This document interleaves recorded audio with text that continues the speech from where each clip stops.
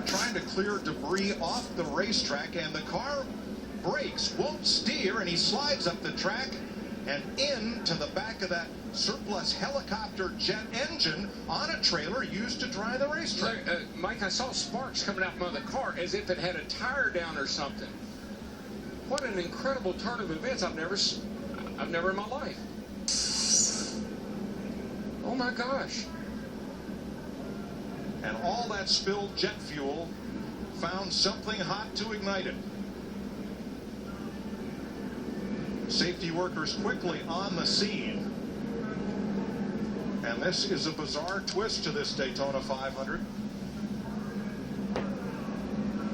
Down in turn number 3.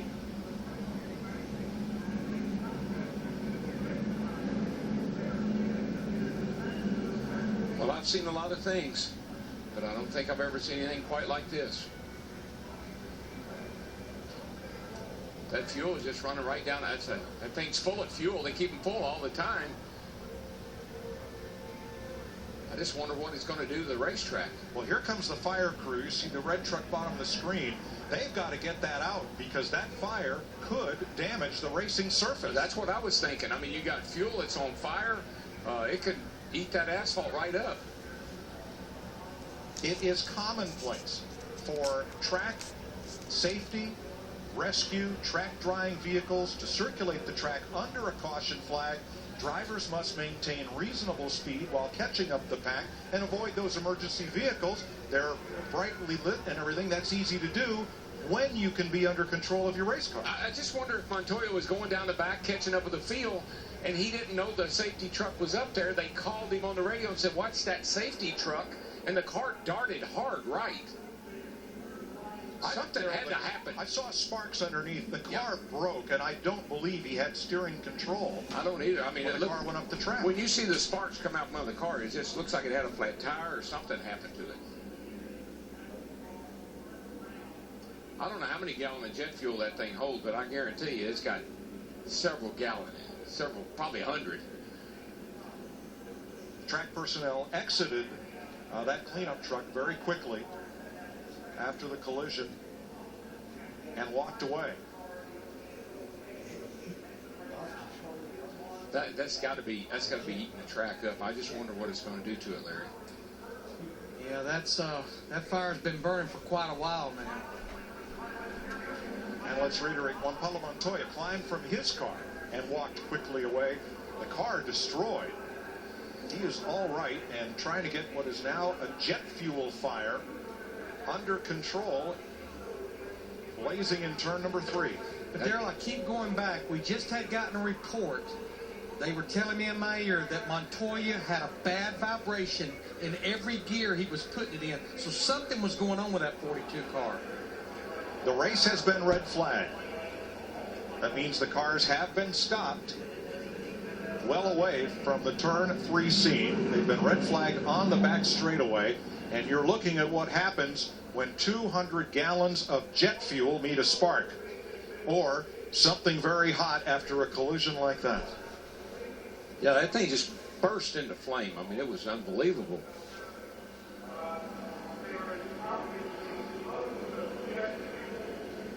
Still trying to get it under control. And you know, I would say maybe they could drive it down off the track, but if you look, the driver's door is caved in. I don't think you can even get in the vehicle if you were brave enough to try it. Now, we've just had pit stops. Everyone from 5th place on back has stopped. Dave Blaney did not pit under this caution, along with Landon Castle, Tony Raines, and David Gilliland. They are the race leaders as we are under the red flag. Blaney driving for the Tom Baldwin Jr. team. Castle with a brand new ride, and Raines, who just got a ride a few weeks ago into the Daytona 500 with teammate to Gilliland at Front Row Motorsports. They are the race leaders under this red flag for a bizarre incident entering turn number 3. When Indy 500 and Monaco Grand Prix winner Juan Pablo Montoya went down the back straightaway, something on the car broke from the sparks underneath, lost control of the steering, and slid up into the trailer that held that jet helicopter engine, which was blowing debris off the racetrack while we were under caution. Yeah, as far as the drivers that pitted, Matt Kenseth in the 17, who had been leading, he won the battle off pit road. I mean, that car is Montoya. Look at Montoya's car. More fire trucks going to the scene. Now that's the front of the race car. It hit the trailer, which went up in the air, and the race car pretty much submarined underneath it. It's the most bizarre thing I've ever seen. Watch Montoya's car on this replay as we try to discern what may have broken. We're under caution. Here he comes back here. You can see him coming. Jet dryer's up high. He sees the safety truck flashing its lights. Sparks fly. And around he goes.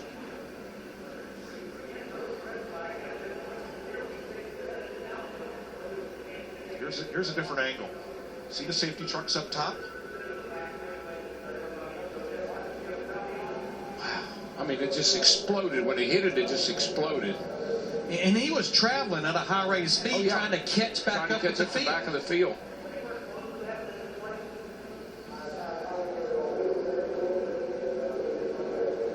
Montoya climbs away, and the driver of the safety truck was helped from his vehicle, walked down the banking and away. We have some audio from Juan Pablo Montoya. Something massively broken.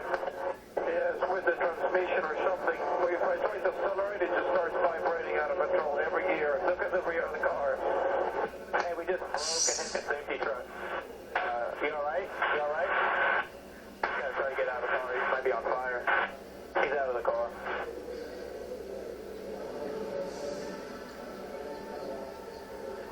Let's go back to Montoya's pit stop prior to this. And a lot of work going on under the car, Larry. Yeah, evidently, you know, he was talking about maybe the vibration in every gear. It's like they were maybe trying to look and see if they had a rear end problem or something. That's the reason this crew member is sitting there trying to rotate the tire back and forth, and they're looking underneath in the drivetrain area. And then he pulled off pit road, tried to gain speed down the backstretch, and catch up to the pack under the caution flag. Look how hot that was. And I guarantee, and that's where he slammed into it. And the most important thing, everyone is all right. Now that truck was up against the safer barrier, which is steel, but is backed by foam blocks, which have doubtless taken a hit from the heat of that fire. And the big question right now is, what kind of shape is the racing surface in that was aflame after this strange crash down at turn number 3? Fuel, you can see fuel still running out of that tank. It's 200 gallon in there. It's still running down the hill.